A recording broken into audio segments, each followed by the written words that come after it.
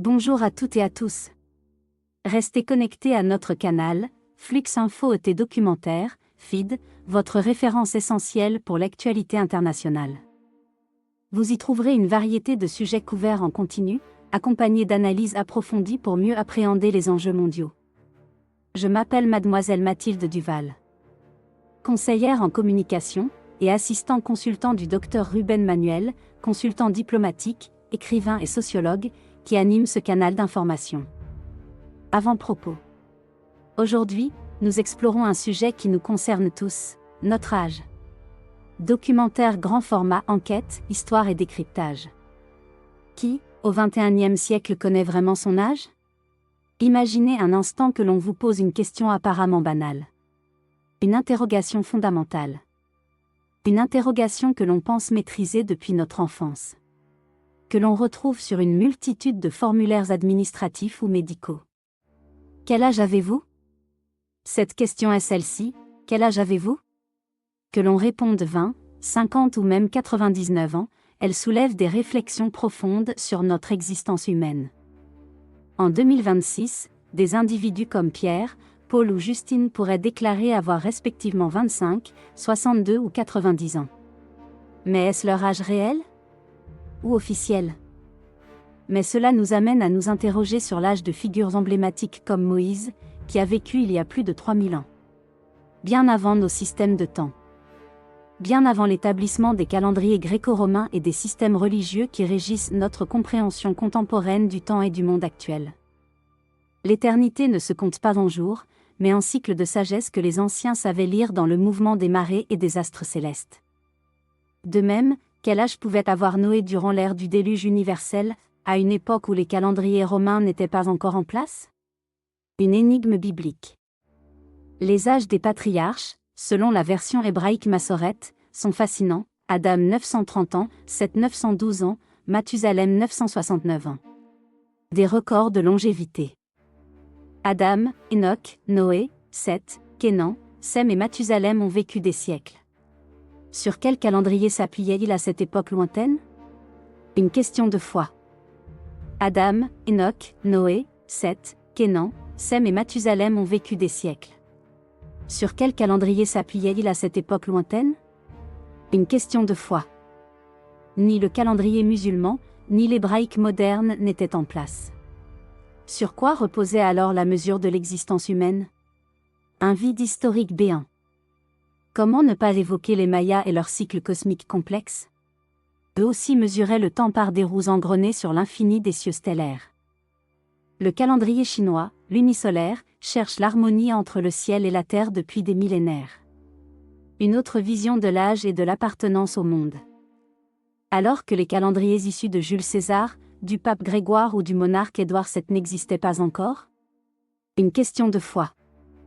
La montagne garde la trace des millénaires passés, indifférente au cadran des hommes qui tentent de capturer l'ombre du temps qui fuit. Temps de Dieu. Chers auditeurs du canal FID, préparez-vous pour une aventure fascinante au cœur des époques passées, riche en émerveillements et révélations divines.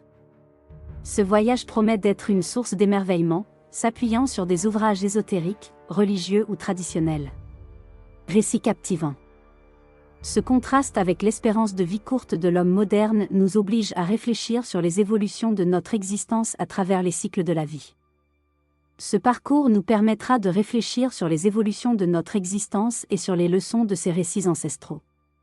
Une sagesse à redécouvrir aujourd'hui. L'univers déploie ses constellations comme un livre ouvert, où chaque étoile est un témoin silencieux du temps immuable du Créateur éternel et tout-puissant. Il est indéniable que les patriarches possédaient une compréhension spirituelle céleste que l'humanité contemporaine semble avoir perdue. Un savoir divin. En effet, seul le Créateur éternel détient la connaissance véritable des mécanismes de la création humaine et de l'âge véritable de chaque individu sur Terre. Cette réflexion nous conduit à explorer la culture de l'ethnie Fan-Okak, habitant la Guinée équatoriale, le Gabon et le Cameroun. Une sagesse d'Afrique profonde. Dans cette culture, l'année se divise en deux saisons, l'été et le printemps, nommés en langue Fan l'Oyon et l'Essep. Temps naturel. Il se base sur une semaine de 7 jours au nom fascinant. Le premier est Swanalufo, la semaine de la première nuit. Une lecture pure du temps. Le deuxième jour est Swan Melumebe, la semaine de 2 nuits. Ils évaluaient l'âge selon les saisons, loin de la complexité des mois modernes et variables.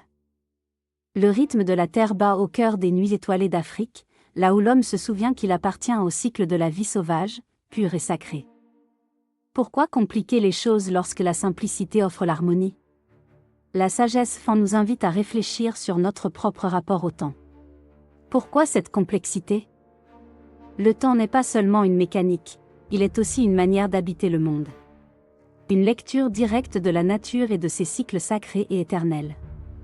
Enfin, en revisitant l'histoire du calendrier du pape Grégoire, reconnaissons les références mystiques et idolâtres qui s'y cachent. Des divinités païennes romaines. Le lundi est dédié à la lune, dieu lunaire romain. Le mardi à Mars, dieu de la guerre, témoignant d'une vénération martiale ancienne, idolâtre et païenne. Le mercredi est consacré à Mercure, messager des dieux. Le jeudi est attribué à Jupiter, le roi des dieux, pilier de la mythologie païenne de la Rome antique. Le vendredi honore Vénus pour l'amour et la beauté.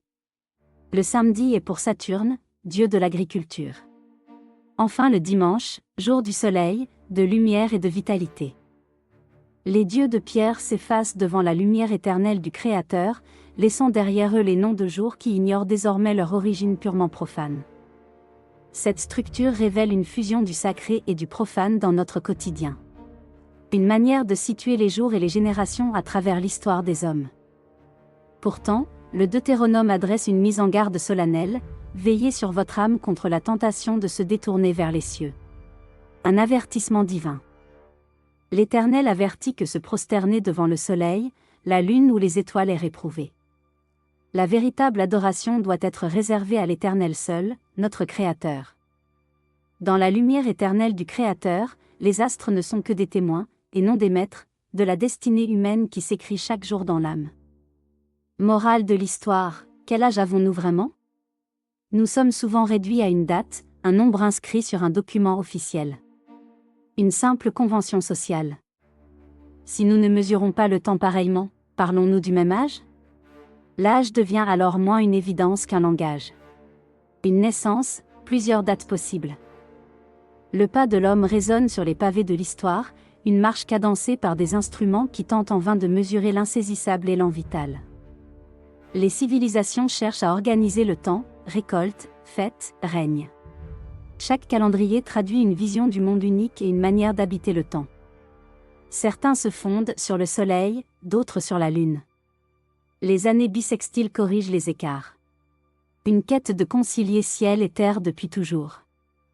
Au XXIe siècle, malgré la synchronisation absolue et biométrique, le doute demeure: savons-nous vraiment quel âge nous avons, ou acceptons-nous l'officiel? Énigme. Nous croyons mesurer notre existence avec exactitude. Pourtant, nous nous inscrivons surtout dans le calendrier transmis par l'histoire. Un héritage de vision collective. Dans l'immensité des cieux étoilés, nos années ne sont que des souffles fragiles, des étincelles de vie portées par le vent puissant de la création éternelle. Dr Ruben Manuel invite le spectateur à regarder autrement cette question banale. Connaître son âge, c'est comprendre le cadre historique, culturel et spirituel. Le temps humain n'est jamais neutre, il porte les traces des civilisations qui l'ont façonné. Chaque réforme a modifié notre manière de situer les jours et les ans. Entre l'âge officiel et l'âge réel façonné par les cycles et les croyances, le temps nous construit et nous relie à nos ancêtres. Notre place réelle dans l'histoire. Entre l'âge officiel et l'âge réel façonné par les cycles et les croyances, le temps nous construit et nous relie à nos ancêtres. Notre place réelle dans l'histoire. La mer efface les pas éphémères des hommes sur le sable, mais elle garde en son sein le chant des origines que le temps des horloges ne saurait jamais altérer. Naissance du calendrier grégorien, entre le 4 et le 15 octobre 1582, la réforme sous le pape Grégoire XIII marque un tournant majeur. Alignement sur le soleil. Ces noms de mois portent l'empreinte de Rome: Janus pour janvier, César pour juillet, Auguste pour août. Un mélange d'astronomie, de politique et mythologie ancienne. Le calendrier juif, il articule cycles lunaires et solaires.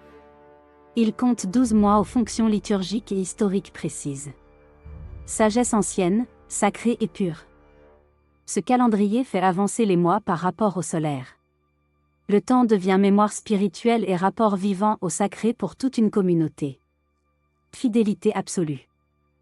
Le calendrier juif, il articule cycle lunaire et solaire. Il compte 12 mois aux fonctions liturgiques et historiques précises. Sagesse ancienne sacrée. Nissan, Tikri, Adar. Chaque mois préserve l'harmonie entre le temps céleste et humain. Un mois intercalaire s'ajoute pour maintenir cet équilibre précieux et divin. Dans le grain de sable et le rayon de soleil, l'histoire des hommes s'écrit en lettres de lumière, bravant les siècles pour atteindre le cœur de l'éternité du Créateur. Origine des noms des mois, nos noms proviennent en grande partie de Rome. Janvier pour Janus, mars pour la guerre, avril pour le printemps. Mémoire européenne vivante. Entre le temps des hommes et le temps de l'Éternel, demeure une question ouverte, qui, aujourd'hui, connaît vraiment son âge? Immense portée. Fin de ce grand voyage? Peut-être la réponse réside-t-elle dans le chemin parcouru et les cycles façonnés. L'être humain est traversé par le temps du Créateur éternel. Mystère divin et infini. Entre le temps des hommes et le temps de l'Éternel, demeure une question ouverte, qui, aujourd'hui, connaît vraiment son âge? Immense portée. Fin de ce grand voyage? Dans l'immensité du Créateur, nos jours sont des reflets d'étoiles sur l'eau du temps, un voyage sacré vers la source de toute connaissance éternelle, pure et infinie. Merci à toutes et à tous d'avoir suivi ce documentaire. Si ce sujet vous a touché, partagez cette vidéo et laissez un commentaire éclairé sur nos pages feed. Paix à vous.